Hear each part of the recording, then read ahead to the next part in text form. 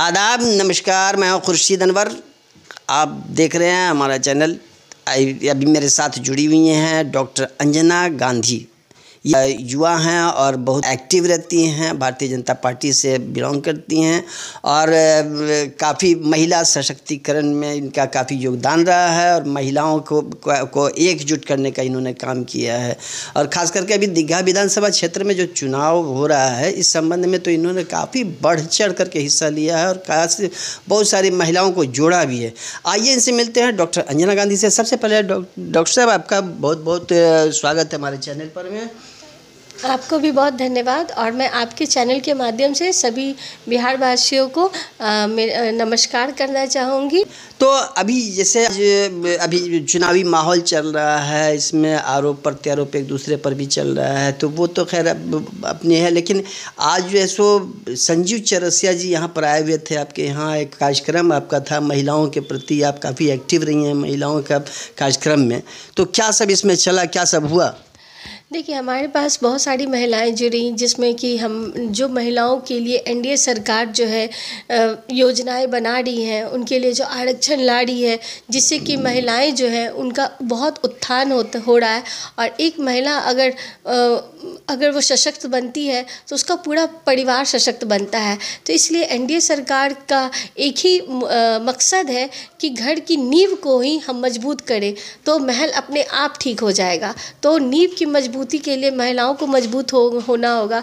इसलिए जो 1 करोड़ प्लस रोजगार योजनाएं, लखपति दीदी जो है 1 करोड़ महिलाओं को 10,000 रुपये दिया गया है। साथ ही साथ उन्हें उनके रोजगार को और आगे बढ़ाने के लिए 2 लाख रुपये देने की योजना है। और हम जो महिलाएं जो थी, जो छोटी छोटी ज़रूरतों के लिए अपने पुरुष लोगों पे या फिर अपने घर के दूसरे सदस्यों का मुंह देखना होता था, अब वो सब चीज़ खत्म होगा, मतलब स्वावलंबी बनेंगी। आपका कहने का मतलब है कि आज जो सभा हुई जिसमें डॉक्टर संजीव चौरसिया भी थे, आज़ाद गांधी जी भी थे, तो उसमें जो आप कहना यह चाहते हैं कि महिलाओं को जगाया गया उनको कि भाई ये योजनाएं हैं और इनका आप लाभ उठाएं।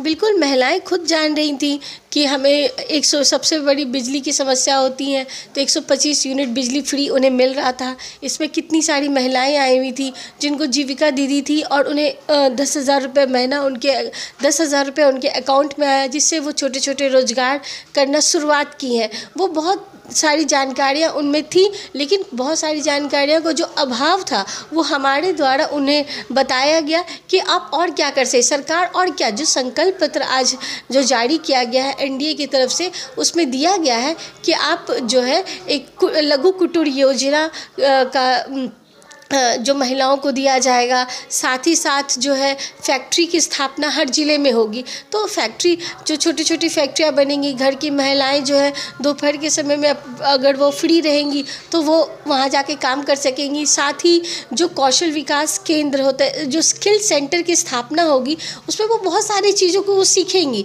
बहुत सारी चीज़ होती है, जैसे कौशल विकास केंद्र में आप देखते होंगे कि वहाँ पे सिलाई, कटाई, बुनाई ये सब सिखाया जाता है। इसमें थोड़ा सा आगे बढ़ के, क्योंकि आपको समाज में अगर आप पीछे, लड़कियां क्यों सिलाई कटाई बुनाई करेंगी, वो आगे क्यों नहीं मोबाइल रिपेयर कर सकती हैं या दूसरे काम भी कर सकती है, हैंडीक्राफ्ट है, बहुत सारी चीज़ें हैं। उनको वो स्किल ट्रेनिंग दी जाएगी ताकि वो अपने परिवार को बहुत आगे बढ़ा सके। आरोप है कि भारतीय जनता पार्टी जुमले वाली पार्टी है, तो ये केवल जुमलाबाजी तो नहीं। जैसे कि मैं ही हूँ, डॉक्टर हूँ, आखिर पहले लड़कियाँ उतनी ज़्यादा, मैं छोटा एग्जाम्पल डॉक्टर से ही करना चाहूँगी, जो मैं देख रही हूँ और जो मैं देखती आ रही हूँ कि पहले कितनी लड़कियाँ महिला डॉक्टर आप देखते होंगे अस्पताल में, पीएचसी में, सीएचसी में, कितनी महिला नर्सेस देखते होंगे जो आपको अस्पताल में मिलती हूँ, बहुत उनकी संख्या कम थी।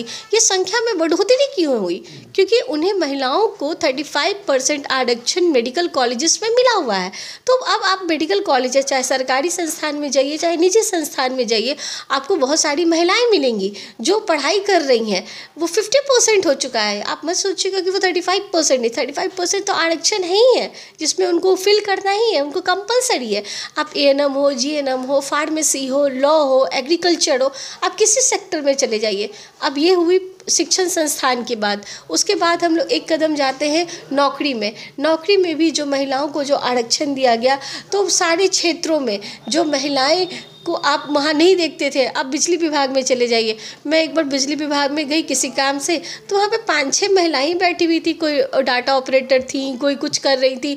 तो मैं पूछी, बोली कि यही तो महिला सशक्तिकरण है। बेचारा एक मेल गवर्नमेंट स्टाफ थे उस पूरे ऑफिस में, बाकी सारी फीमेल्स थी। तो आप जैसे बहुत सारे ऑफिस में जाइए, किसी भी डिपार्टमेंट में आप चले जाओ, तो जहाँ आपको महिलाएं बिल्कुल नहीं दिखती थी, अब आप एक सिपाही में आप देख सकते हैं कि ऑल ओवर इंडिया में सबसे ज़्यादा महिला सिपाही की जो संख्या है वो बिहार में ही है।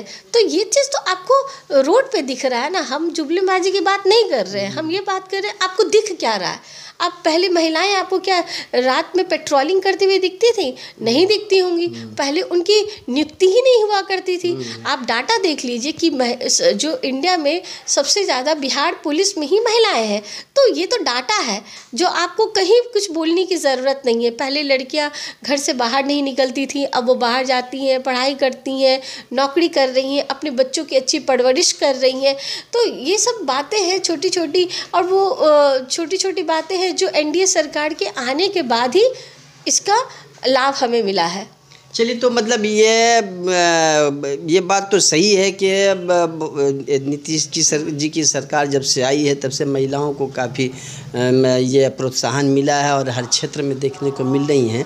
और अभी चुनावी माहौल है जब भी लगी हुई है, तो अब अपने युवाओं के लिए या महिलाओं के लिए खास करके क्या संदेश देना चाहेंगे? देखिए, मैं युवा हूँ, मैं युवाओं को युवा और सारे महिलाओं को भी यही बोलना चाहूँगी कि आप समझदार हैं कि हमें किसको, आप अपना भविष्य तो देखते ही हैं, साथ में अपने बच्चों का भविष्य भी देखते हैं कि मेरे बच्चे जो हैं वो अब आगे जाके क्या करेंगे, वो कैसे आगे बढ़ेंगे।